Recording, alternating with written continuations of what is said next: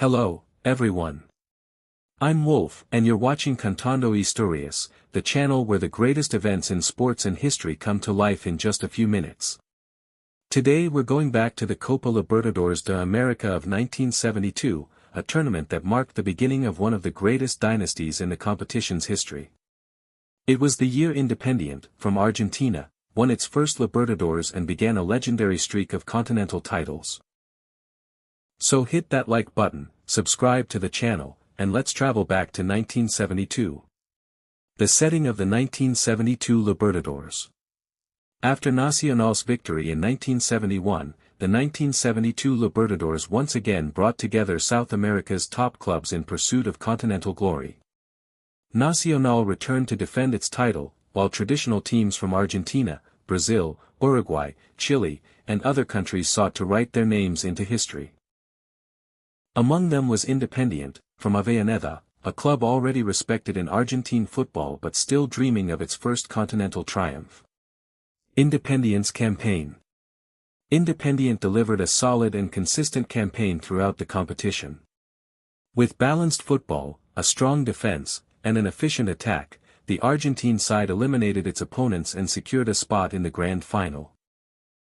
Their opponent was Universitario, from Peru, who was having a historic run and aimed to become the first Peruvian club to win the Copa Libertadores. It was a final between two teams determined to achieve something unprecedented. The Grand Final. The first leg of the final was played in Lima, Peru. Even away from home, Independiente showed character and managed a crucial 0-0 draw, keeping the decision wide open for the return leg in Argentina.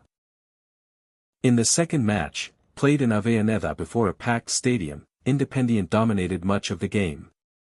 The breakthrough came in the 11th minute of the second half, when Eduardo Malioni scored the decisive goal. With a 1-0 victory, Independiente claimed its first Copa Libertadores de America. That triumph was only the beginning of an unforgettable era for the Argentine club. The legacy of the 1972.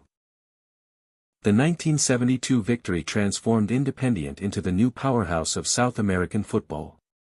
In the following years, the club would win more consecutive Libertadores titles, earning the nickname it still holds today, the King of Cups. The campaign was remembered for its organization, collective strength, and the start of the longest winning streak in the competition's history.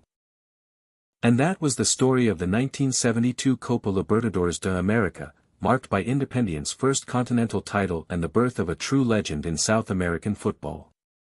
Do you believe this was the beginning of the greatest